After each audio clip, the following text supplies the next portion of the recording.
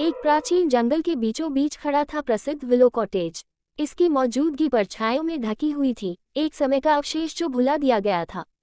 इस कॉटेज के चारों ओर अजीब घटनाओं और अदृश्य फुसफुसाहटों की कहानियां फैली हुई थी, जो साहसी लोगों को आकर्षित करती थी और स्थानीय गांव वालों को डरा देती थी। इन कहानियों से प्रभावित तीन दोस्त थे, एमा, जैक और लिली। एक ठंडी शरद ऋतु की शाम, एमा ने अपने सबसे अच्छे दोस्त जैक और अपनी छोटी बहन लिली को इस भूतिया कॉटेज की खोज पर जाने के लिए मनाया। एमा की आंखें उत्साह से चमक उठी जब उसने उस रात के बारे में बताया जब अदृश्य आत्माएं कॉटेज में घूमती थी। जैक, जो हमेशा संदेहवादी रहता था, फिर भी अनिच्छा के बावजूद एमा की उत्सुकता को नकार नहीं सका। मैं केवल ये साबित करना चाहता हूँ कि ये सब केवल कहानियां हैं, उसने कहा जब वे घास में ढके रास्ते पर चल रहे थे जो कॉटेज की ओर जाता था। लिली थोड़ी पीछे थी, मंत्रमुग्ध परंतु चिंतित। उसे हमेशा परलौकिक चीजों से एक अजीब सा जुड़ाव महसूस होता था, और जैसे जैसे वे करीब आए, एक अनोखी सिहरन उसकी रीढ़ की हड्डी में दौड़ गई। भूतिया कॉटेज का दृश्य, जिसकी खिड़कियां काली और भूखी थी, उसे रोमांचित करता था। अगर उन्हें मदद की जरूरत है, उसने अपने आप से फुसफुसाया जैसे ही उन्होंने अंदर प्रवेश किया। जैसे ही वे अंदर गए, दरवाजा उनके पीछे डरावने ढंग से चरमरा गया, जो सुनसान स्थान में गूंज उठा। हर सतह पर धूल थी और हवा में फफूंद की दुर्गंध थी। एमा तुरंत खोज में लग गई, उसका दिल उत्सुकता से भर गया। जैक पीछे ही रहा, अपनी तार्किक सोच को छोड़ने के लिए तैयार नहीं। यह शायद बस एक पुराना घर है, फफूंदी और मकड़ी के जाले से भरा, उसने कहा, डर को दूर करने की कोशिश करते हुए। देखो, एमा ने एक फर्श की बोर्ड की ओर इशारा किया, जो सामान्य से कहीं अधिक बाहर निकली हुई थी। उनकी जिज्ञासा बढ़ गई और उन्होंने उसे खोला, जिसमें एक पुरानी लेद आवरण वाली डायरी छिपी हुई थी। इसके पृष्ठ पीले और फटे हुए थे, जिन पर जीवन के अनुभव, चिंता और अंततः फुसफुसाहटों के डर के बारे में लिखा था जो कॉटेज में लोगों को परेशान करते थे। जैसे ही सूरज क्षितिज के नीचे डूबा, भयावह छायाएं दीवारों पर दिखने लगी।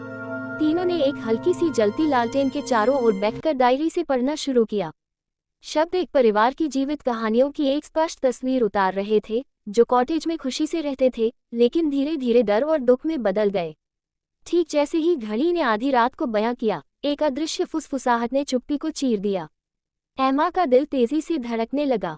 क्या तुमने ये सुना? उसने धड़कते हुए कहा। जैक ने आंखें घुमाई। ये तो बस हवा है, चलो चलें। लेकिन उससे पहले ही लिली के चेहरे पर आश्चर्य के संकेत थे। नहीं, यह असली है, मैं उन्हें महसूस कर सकती हूँ, उसने कहा। उसके स्वर में डर का एक हल्का सा कपकपाहट था। फिर फुसफुसाहटें तेज होने लगी, जैसे वे चारों ओर घूमती हैं। ठंडी हवा बढ़ने लगी और भूतिया आकृतियां अस्तित्व में आने लगी, जो उनके चारों ओर घुमड़ती रहीं, जो भावनाएं उन्हें कैद कर रही थी, उन्हें स्पष्ट कर रही थी। एक साथ अपने भीतर की सच्चाई को सामने लाने के लिए प्रेरित होकर, एमा ने सुझाव दिया कि वे डायरी में दी गई रिवाज का अनुसरण करें। यह उन्हें अपने व्यक्तिगत भय का सामना करने की आवश्यकता थी, जो पिछले निवासियों के संकट को दर्शाता था। जैक ने हिचकिचाते हुए कहा, लेकिन एमा के दृढ़ चेहरे ने उसे आगे बढ़ने को प्रेरित किया, और उसने महसूस किया कि उसे अपनी संदेह को हटाना होगा। चांदनी रात के अधूरे नजारे में तीनों ने एक छोटी वेदी बनाई। उन्होंने उन चीजों को रखा जो उनके साथ गूंजती थीं, लिली का एक बचपन का खिलौना, एमा के चेहरे की मुस्कान वाली एक पुरानी तस्वीर और जैक की कार्यशाला से एक उपकरण, जो उसकी व्यवहारिकता का प्रतिनिधित्व करता था।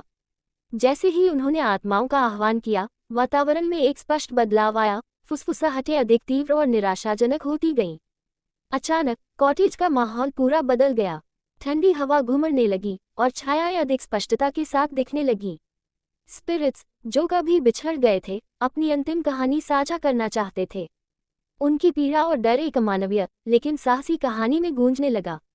ज्यों ज्यों रिवाज अपने चरम पर पहुंचा, उन्होंने खोई हुई आत्माओं का दंश महसूस किया।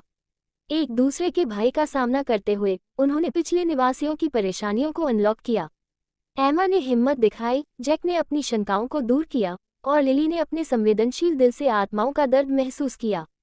और उसी बलिदान और दया के साथ, एक उजली रोशनी ने अंधकार को तोड़ दिया।